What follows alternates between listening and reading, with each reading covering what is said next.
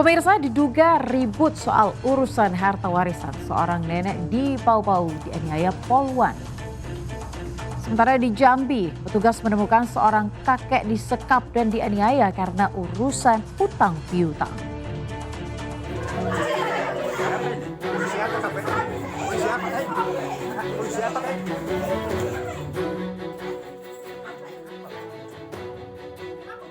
Nenek Arnia yang berusia 66 tahun kini hanya bisa duduk di atas kursi roda usai mengalami tindakan pada pertengahan Desember 2024 yang diduga dilakukan oknum poluan berpangkat Bribka berinisial RH. Korban kesulitan berjalan akibat tindakan kekerasan yang dialaminya. Sang nenek yang berprofesi sebagai ahli terapi dan menjadi tulang kini tidak dapat mencari nafkah lantaran sakit yang dideritanya. Berdasarkan hasil diagnosis dokter, korban mengalami kerusakan jaringan otak akibat benturan yang dapat memicu penyakit stroke. Kuasa hukum korban mengungkapkan, kliennya kini merasa tertekan hingga mengalami stres, lantaran kerap didatangi sejumlah oknum yang berupaya membujuk korban untuk penyelesaian kasus tersebut. Dari hasilnya ini dia terdapat di mana ini infraks pada nukleus ini adalah merupakan kondisi kerusakan jaringan. Kondisi kerusakan jaringan bagian otak yang disebabkan oleh terhambatnya aliran darah dan tidak mendapat cukup asupan suplai oksigen. Ada benturan benda di otak kiri karena yang di CT scan ini kepala kiri. Kapolres membantah bahwa penanganan kasus dugaan aniaya ini lambat ditangani. Penyidik masih melakukan pemeriksaan saksi-saksi karena adanya perbedaan keterangan antara para saksi dengan korban. Memang ada dua pernyataan yang berbeda antara versi korban dengan rekan-rekannya beserta dengan versi pemilik rumah beserta dengan tetangga-tetangga yang ikut melerai daripada kejadian tersebut. Dan tentunya juga kepada pihak oknum Bribka RH tetap kita secara lakukan pemeriksaan kepada yang bersangkutan dan kita tetap lakukan tindakan disiplin dan juga tindakan etik kepada yang bersangkutan.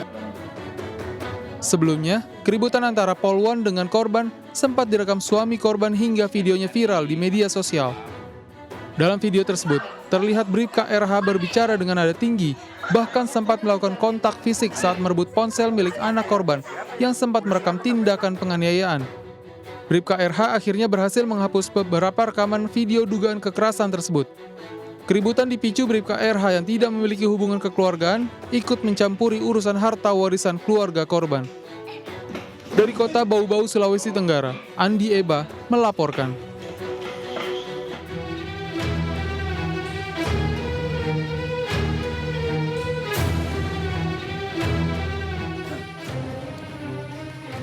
Di Jambi, petugas menemukan seorang pria lansia dalam kondisi tangan diborgol dan dirantai besi.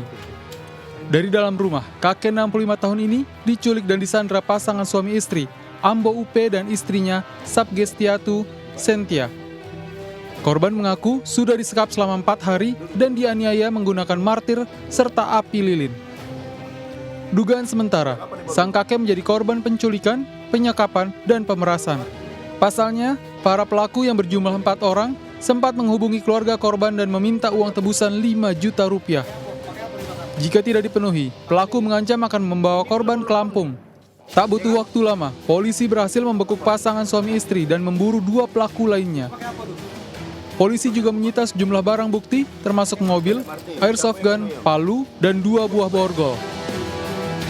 Motif dari pelaku menculik dan menyandra korban adalah korban ini ditagih atas utang piutang, namun korban tidak mau membayar dan ada itikat untuk melarikan diri, sehingga mengambil inisiatiflah para pelaku ini untuk menculik dan menyandra korban dan meminta uang tebusan kepada keluarga korban melalui cara video call sebesar 5 juta rupiah kepada keluarga korban. Akibat perbuatannya, pasangan suami istri tersebut dijerat pasal 333 KUHP dengan ancaman pidana 8 tahun penjara.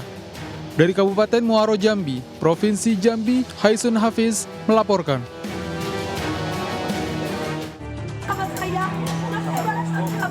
Seharusnya Video amatir warga merekam detik-detik terjadinya kericuhan antara sejumlah pengemudi ojek daring dan karyawan restoran mie pedas di kota Bengkulu.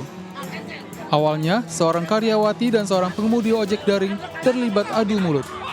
Suasana berubah saat seorang karyawan tak terima rekannya dimarahi oleh pengemudi ojek hingga terjadi kericuhan.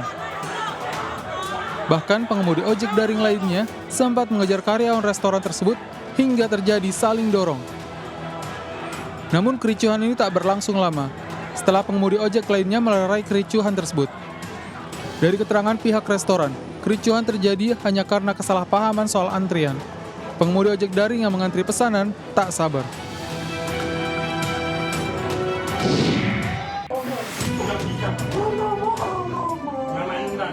IWS, tersangka pelecehan seksual terhadap sejumlah mahasiswi di Mataram, Nusa Tenggara Barat akhirnya resmi ditahan ke rutan kelas 2A Kuripan, Lombok Barat setelah kasusnya dilimpahkan Polda NTB ke Kejari Mataram. Saat hendak dilakukan penahanan, IWS menangis histeris dan berupaya ditenangkan oleh ibunya. Tersangka memohon agar status penahanannya kembali menjadi tahanan rumah. IWS mengaku tak biasa hidup sendiri tanpa ibunya. Penahanan IWS akan dilakukan selama 20 hari ke depan. Keputusan melakukan penahanan IWS sudah memenuhi aspek hasil visum, psikolog forensik, dan psikolog kriminal. Sementara itu, tim kuasa hukum tersangka langsung mengajukan surat keberatan dan meminta IWS dijadikan tahanan rumah atau tahanan kota.